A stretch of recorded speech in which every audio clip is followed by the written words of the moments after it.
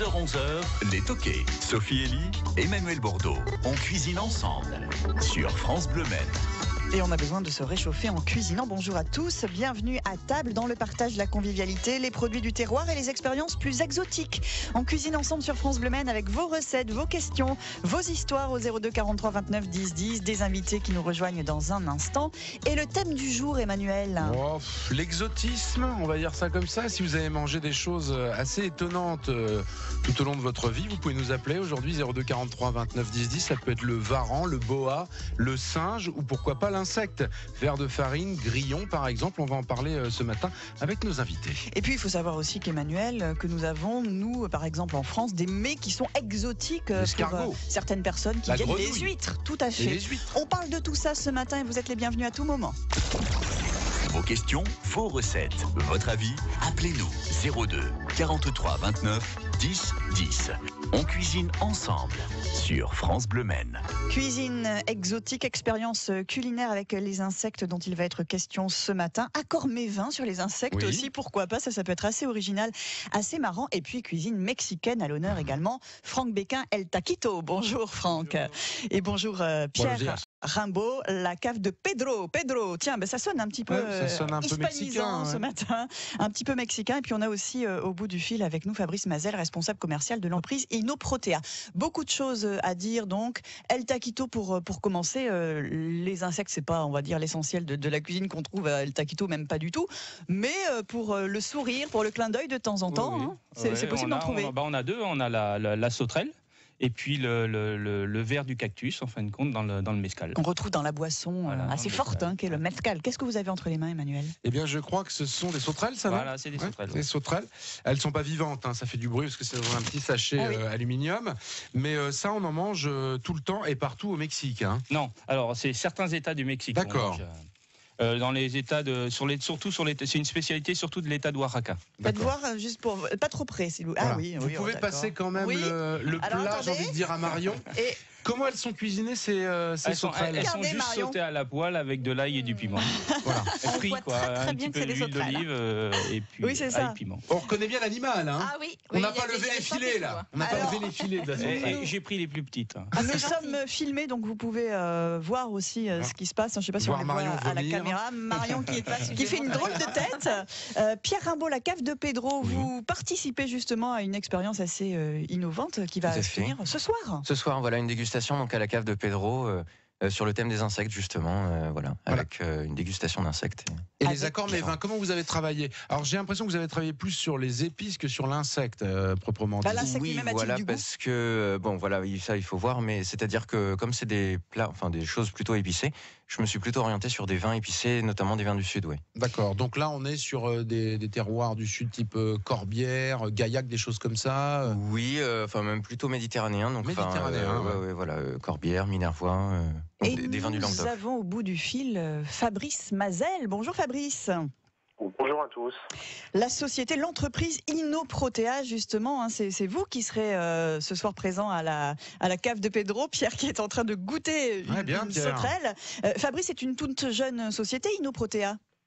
Absolument, c'est une société qui est installée à Nantes et qui est très récente, qui a quelques mois seulement de distribution, mais ça fait déjà 2 ans et demi qu'on travaille nous sur les intérêts de l'insecte comme produit alimentaire.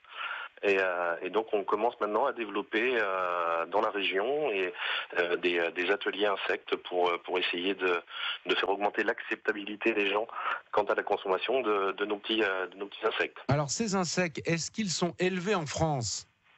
Alors absolument, c'est l'un des gros intérêts de l'entreprise Inoprotea France, c'est que nous sommes une société qui élève, qui transforme et qui distribue ces insectes. Il n'y a pas d'insectes d'importation chez nous.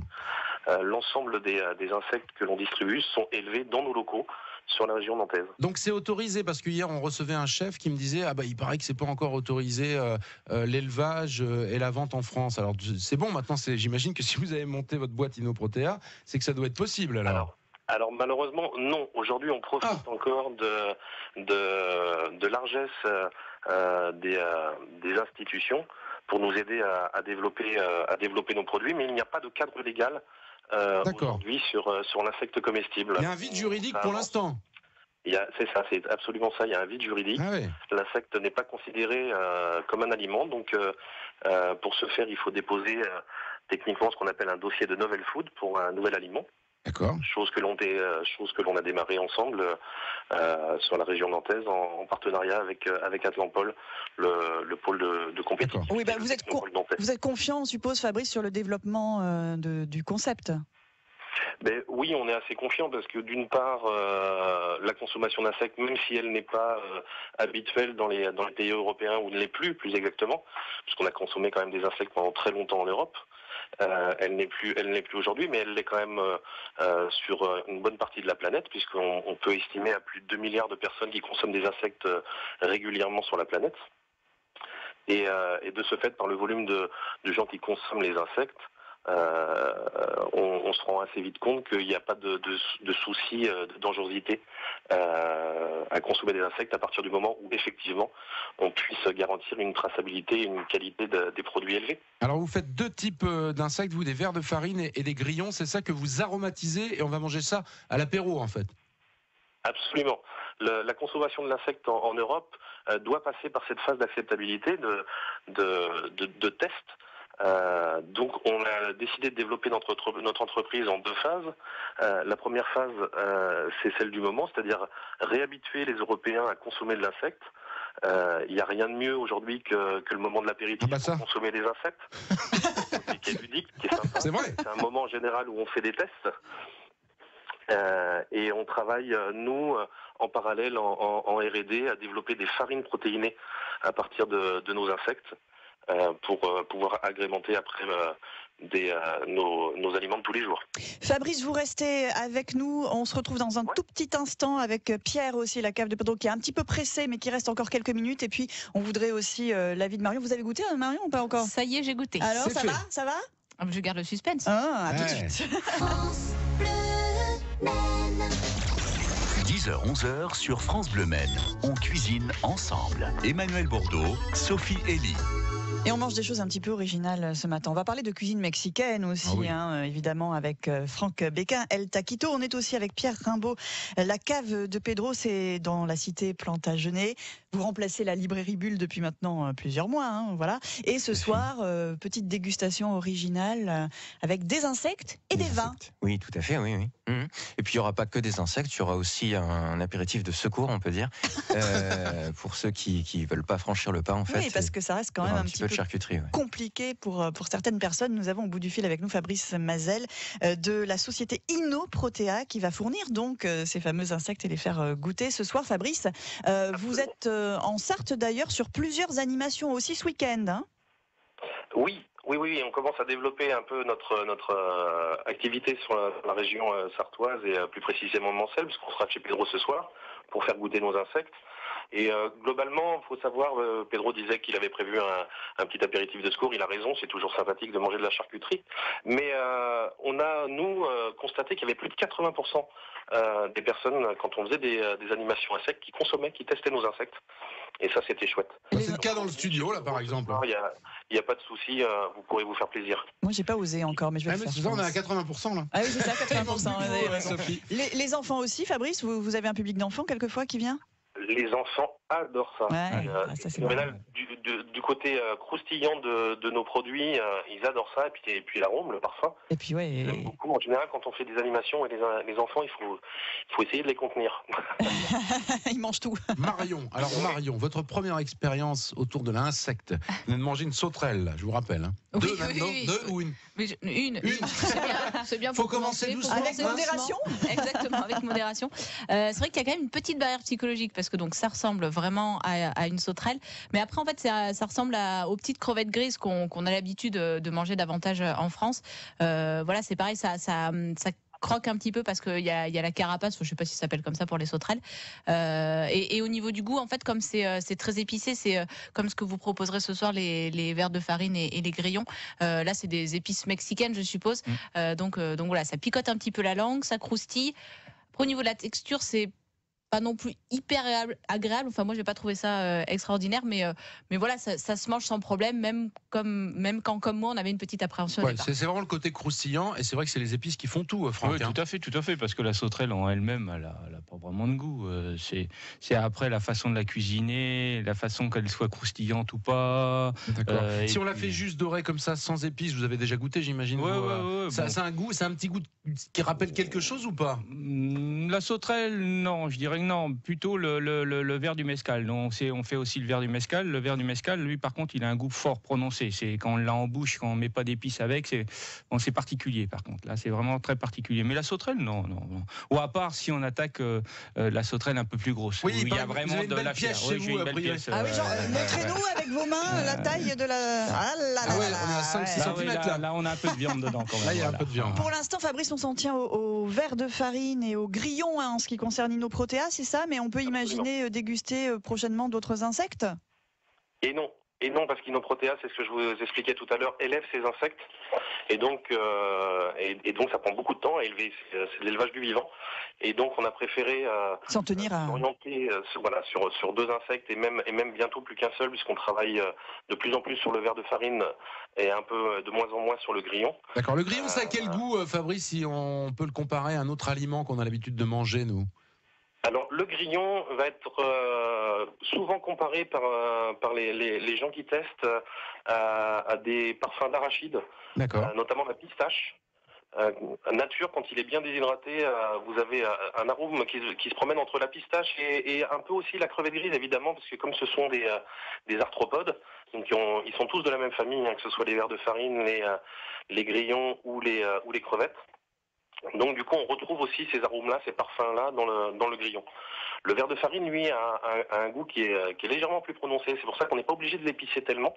Nous, on fait des verres de farine nature et également aromatisés, mais on y va mollo sur l'épice pour qu'on puisse garder quand même ce goût très particulier et assez bon de l'insecte à part entière, quoi. Et pas comparable, a priori, là, Fabrice, le goût du verre de farine, il n'y a pas de comparaison avec un autre aliment.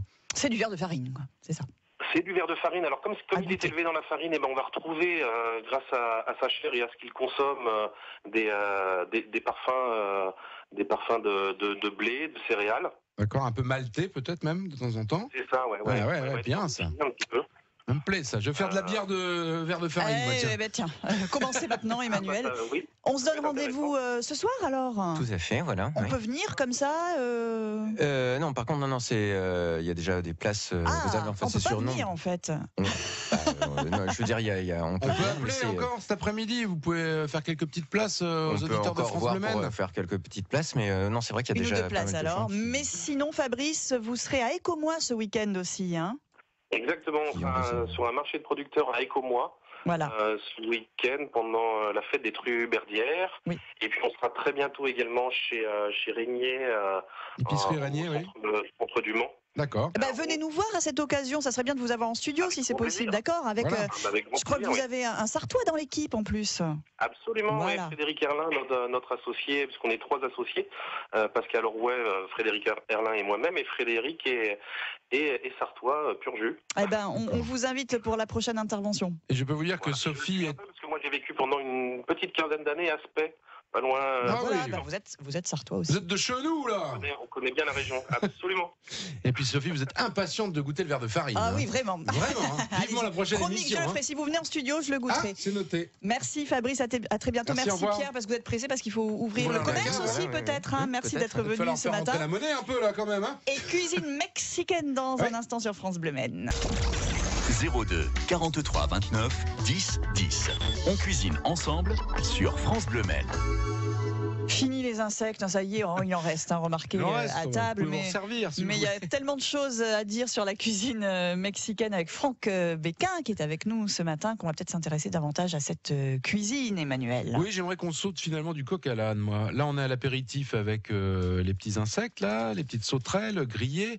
Et on va aller directement au dessert. Pourquoi pas? Parce que c'est vrai qu'on parle pas souvent des desserts mexicains. Il y a du dessert. Voilà. Il y a du dessert. Alors, ce gâteau, il s'appelle, Sophie, le gâteau impossible. Alors pourquoi? Parce que à la cuisson, il y a une réaction qui se passe, c'est-à-dire que c'est un gâteau qui est monté en 3 couches. Il y a une couche de cajeta, qui est une base de, on va dire, de confiture de lait à base de lait de chèvre, hein, une couche de gâteau au chocolat et une couche de crème caramel. D'accord. Et à la cuisson, donc sur les 3 couches, il n'y a que 2 couches qui s'inversent. C'est-à-dire que la couche de gâteau au chocolat et la couche de crème caramel s'inversent, mais la cajeta reste au-dessus. D'accord, parce que c'est cuit en même temps, hein, c'est pas un montage. Hein. Non. On cuit tout dans le même récipient. Et Voilà. normalement, on ne devrait pas pouvoir y arriver, mais on y arrive. Logiquement, Logiquement, ça ne devrait pas créer cette sensation parce qu'on a 3 textures tout différentes. Reste mélangé. Et là, rien ne se mélange. Les 3 couches restent vraiment 3 couches. Alors, vous n'allez pas donner la recette parce que c'est hors des questions. Voilà. J'ai trop galéré pour ça. C'est vrai. Mais c'est un gâteau qu'on mange souvent au Mexique. Oui, c'est un gâteau qu'on va trouver dans les pâtisseries au Mexique qui est commun, quoi. Je veux dire, entre ce gâteau-là, il y a pas beaucoup on va dire de pâtisseries qui ressembleraient à la pâtisserie française. Hein. Ah oui. Il y a l'impossible, il y a le tres leche aussi. C'est un style de génoise qui est imbibé avec 3 laits différents et qui est pareil, qui a une super saveur, qui est vraiment très très très bon, quoi. Et sinon le dessert là-bas, c'est plus les fruits. On mange énormément de fruits, beaucoup de fruits. Mais ce gâteau-là, avant de le réussir, vous avez un petit peu galéré. Oui, j'ai galéré parce que j'ai jamais réussi à avoir la recette. Et la marraine de ma femme tient un restaurant et elle m'a donné une recette foirée, quoi. D'accord. Elle vous a pas donné la bonne recette. Elle m'a pas donné la bonne recette. Volontairement, très certainement. Volontairement, c'est sûr, certain. Mais vous avez relevé le défi, vous y êtes arrivé. Et j'ai planché pendant 6 mois à la maison et maintenant j'ai la recette. Et on va le goûter, ce gâteau. On aimerait bien vous avoir avec nous au 02 43 29 10 10 si vous connaissez un petit peu la cuisine mexicaine, si vous en faites de temps en temps à la maison, si vous avez aussi goûté des choses étonnantes dans votre vie, des insectes ou comme ça. Et puis on avait envie de se mettre, Emmanuel, dans une ambiance mexicaine ce matin. Alors bon, vous nous excuserez pour le cliché, n'est-ce pas, mon cher Franck, mais on n'a pas pu s'en empêcher. Ça nous fait plaisir. On écoute un petit bout de cette chanson. Vous nous dites pas qui chante, vous Franck, c'est eux qui vont nous le dire. Un Mexicain basané est allongé sur le sol, le sombrero sur le nez. Anguise, anguise. Vous chantez, hein? Anguise. Voilà, vous l'avez reconnu, celui qui chante cette chanson, un Mexicain. Vous nous appelez 02 43 29 10 10 et puis on va goûter le gâteau impossible de Franck Béquin. 10h-11h sur France Bleu Maine. On cuisine ensemble. Emmanuel Bordeaux, Sophie Elie. Et Franck Béquin, El Taquito, restaurant mexicain au Mans. Le Mexique, c'est aussi ça. Un Mexicain basané. Enfin, c'est plutôt le Mexique vu par un Français. Hein. C'est cliché, ça, quand même, Franck. Hein. Oui, très cliché. Ouais. Je ne dirais rien. Mais il faut l'avouer, c'est drôle aussi. Oui, c'est amusant et c'était un petit peu le but. Marie-France à Sablé-sur-Sarthe nous rejoint dans les Toquets. Bonjour Marie-France. Bonjour. Cette chanson un Mexicain, vous vous en souvenez, Marie-France? Marcel Amont, la jeunesse, voilà. Oui, la jeunesse de beaucoup de monde, je pense. Marcel Amont, très drôle. Ouais, est-ce que vous avez eu l'occasion, Marie-France, de goûter à de la cuisine mexicaine? Non, pas du tout. Ah, ben, va falloir rattraper ça rapidement, Marie-France. Bon. Vous allez faire un voyage, mais si, vous allez faire un voyage très simple, vous allez prendre votre petite voiture, vous allez partir de Sablé, vous allez venir au Mans, et vous allez pouvoir manger la vraie cuisine mexicaine dans le restaurant Franck qui est avec nous ce matin. El Taquito. Bon, Marie-France, les sauterelles, les insectes, on a parlé de ça aussi ce matin. C'est quelque chose qui vous tente? Ah ben, je sais pas, j'ai pas goûté. Donc... Mais vous pourriez imaginer pouvoir goûter à ce genre de choses. Peut-être, hein, après tout. Ouais, mais elle est un peu comme moi, Marie-France, hein, parce que moi je m'étais dit que j'allais essayer ce matin. J'ai pas encore sauté le pas de la sauterelle. Oui, c'est le cas de le dire. Oui. Mais en tout cas, merci Marie-France d'avoir participé. Sinon, vous cuisinez un petit peu? Oh oui. Qu'est-ce que vous faites? Vous, c'est quoi vos... Plutôt français. Traditionnel, voilà. Traditionnel, voilà. On aime bien aussi découvrir des choses un petit peu nouvelles dans cette émission. C'est ça qui est sympa. Voilà, et puis d'avoir des recettes, parce que je les écoute et c'est super sympa. Ah bien, je vais vous donner une recette dans un instant. Oui. On va repartir au salé dans quelques minutes. Oui. Ce sera pour tout à l'heure. On fera ça dans la dernière partie. Oui. Où on pourra rajouter à la fin justement quelques sauterelles dans le plat. Pas. Voilà. On a goûté le gâteau impossible de Franck. Impossible n'est pas mexicain, comme vous le disiez. Il est délicieux ce gâteau. Beaucoup de succès. Hein, là, les copains de la rédaction sont venus le goûter. Ils ont tout amené. Il n'y en a plus. Il n'y a plus rien. Il a disparu. Pour le goûter. Je crois qu'il y a quelqu'un à la porte. Absolument. Bonjour Alain. Bonjour Emmanuel. Soyez le bienvenu Alain de Saint-Calais. Vous avez mangé, vous, des nymphes de guêpes? Oui, les enfants habitent La Réunion et on était invité chez ses beaux-parents et on a eu à l'apéritif donc des nymphes de guêpe. Alors ça paraît curieux au départ, mais je peux vous dire que c'est vraiment c'est bon quoi. Alors la nymphe, c'est quoi? C'est le bébé guêpe? Oui, c'est ça. Oui, c'est-à-dire que il recueille le cocon de guêpe en faisant très attention et ils prennent toutes les nymphes, tous les œufs quoi. D'accord, c'est ça. Et après ils font poêler ça avec du sucre. C'est donc croustillant, c'est un petit peu caramélisé automatiquement. Ah oui. Hein, et c'est un petit peu au départ ça fait un peu drôle et puis après j'y suis retourné plusieurs fois. D'accord. Franck, ça vous dit quelque chose, ça, les larves d'abeilles ou de guêpes? De guêpes, oui. J'ai un client qui est justement réunionnais et quand on lui a fait découvrir les sauterelles et le ver du mescal, justement, lui m'a parlé justement des guêpes qui mangeaient chez eux. Voilà, donc c'est les larves et ça se faisait a priori en France il y a 400-500 ans parce qu'il y a évidemment plein de propriétés à l'intérieur aussi de ces petites bestioles. Hein. Et il y a une mouche dans le studio et je me disais qu'on pourrait peut-être en faire une recette. Je ne sais pas. Il va falloir l'attraper déjà. On va essayer d'attraper. Alain, merci beaucoup. Merci Alain, oui. Bien. On vous souhaite une très belle journée. On continue de parler un petit peu de cuisine mexicaine et pas seulement parce que Emmanuel, vous aurez une recette à nous donner dans un instant. Oui, très simple, une soupe de potimarron et on va mettre justement alors soit des grillons hachés, mais là comme on en a, on va mettre quelques sauterelles hachées. En plus, comme elles sont épicées, ça va être très bien dans la soupe. Ça remplacera les croutons. 10h, 11h sur France Bleu Maine. On cuisine ensemble. On goûte le gâteau impossible de Franck Béquin du restaurant El Taquito. On s'intéresse à la cuisine mexicaine, dont on va rappeler aussi quelques petits principes. Déjà, on ne confond pas cuisine mexicaine et cuisine Tex-Mex. Pas pareil. Rien à voir. Rien à voir. Hein. Il y a une cuisine qui est, on va dire, la cuisine Tex-Mex, c'est une cuisine mexicaine américanisée. Hein, où on a trafiqué un peu la cuisine. Il faut savoir quand même qu'à la base, la cuisine mexicaine, c'est une cuisine de pauvres. Hein, donc on ne mange pas des pièces de bœuf, on ne mange pas des travers de cochon. D'accord. C'est ce qu'on trouve dans la cuisine Tex-Mex, ça, oui. Ce qu'on trouve dans la cuisine Tex-Mex. Les frites, perso, j'en ai jamais vu au Mexique d'ailleurs. C'est plutôt l'épi de maïs. Ouais, plutôt l'épi de maïs. Ouais, l'épi de maïs, la purée de haricots, le riz. Voilà, ça reste quand même une cuisine de pauvres. Hein, faut pas non plus. Cuisine populaire. C'est une cuisine populaire. Et nous, on est vraiment basé sur une cuisine de rue. Ce qu'on va manger dans la rue, ce qu'on va manger dans les marchés. Vous ramenez le Mexique ici au Mans. Voilà, oui, tout à fait. En fin de compte, on est très très très proche de la réalité. Moi, je fabrique mon chorizo. On n'achète pas le chorizo espagnol sec qu'on met dans les tortillas et puis ça va être dans la cuisine Tex-Mex. Moi, je fabrique mon chorizo. On fabrique notre chorizo. Je fais ma pâte à piment avec les piments mexicains. Voilà, on est vraiment très proche des vraies saveurs et des vraies valeurs. Quoi. Voilà. Pour quelqu'un, je pense à l'auditrice de tout à l'heure qui hésite peut-être à aller sur ce qu'on appelle encore, je trouve que le terme est complètement désuet, la cuisine exotique. Voilà. Il faut découvrir d'autres cultures, évidemment. Tout à fait. Ouais. Elle pourrait commencer par quoi, cette auditrice, si elle n'a pas envie? Alors, souvent, non, si je vais mexicain, ça va être trop épicé. Voilà, c'est pas vrai. On a une fausse image de la cuisine mexicaine. Hein. Enfin, d'ailleurs, c'est la cuisine Tex-Mex qui a donné cette fausse image à la cuisine mexicaine. Parce que pour les représentants de la cuisine Tex-Mex, pour dire qu'ils font du mexicain, ils rajoutent du maïs, des piments et ils disent voilà, c'est mexicain.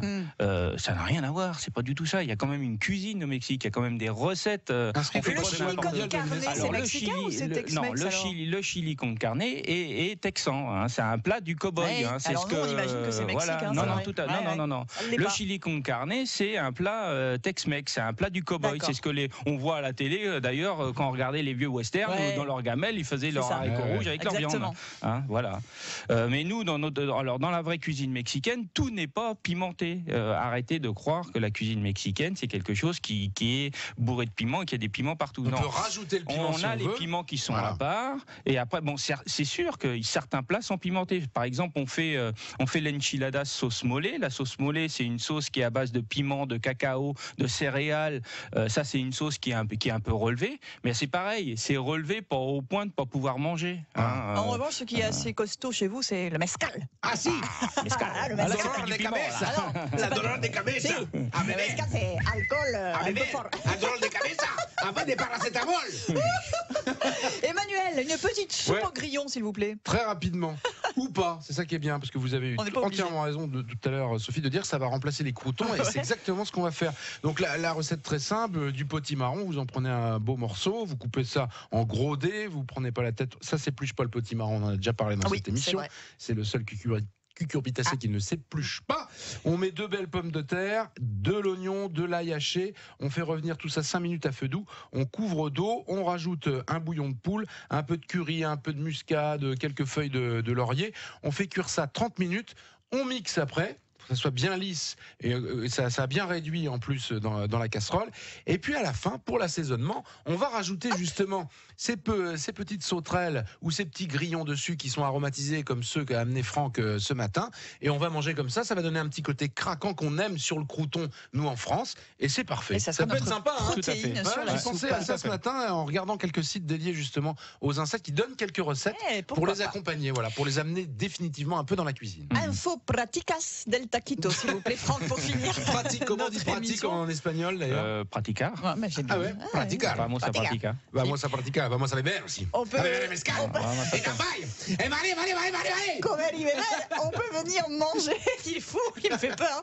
On peut venir découvrir la cuisine mexicaine El Taquito à quel moment de la semaine? Alors tous les jours, sauf le dimanche et lundi. Du mardi au samedi soir, le midi, le soir. Le midi, alors on a une spécialité le midi, c'est qu'on fait une assiette découverte qui est très sympa, une grande assiette avec un petit peu de tout dedans. Super. Et on la fait pas le soir, par contre, on la fait que le midi. Et voilà quoi. Et on fait à peu près au niveau des spécialités. Alors on fait entre le tacos, la quesadillas, l'enchiladas, la gorditas, la tlayudas, la tequila, el mezcal. El mezcal, évidemment. On rappelle juste vite fait l'adresse d'El Taquito, Franck. 16 rue du Cornet, au Mans. Merci beaucoup. Franck. Plutôt. Merci à vous. Gracias, Franck. Gracias, el gringo. France Bleu Maine. France Bleu Maine. Les toqués. Oui, les toqués qui portent bien leur nom. Demain, qu'est-ce qu'on va faire, Emmanuel? Qu'est-ce qu'il venait faire, ce vieux Mexicain là, non, il est parti. Aviné, il est parti. En mescalisé. Demain, on va faire des terrines. La bonne terrine de campagne, on va la faire maison. Oula. Et on ira jusqu'à des terrines qui vont être un peu plus élaborées. Nous aurons une éleveuse de porc qui viendra nous voir et qui fournit un charcutier sartois. C'est Étienne Poirier qui sera avec nous demain à partir de 10h. Alors à demain.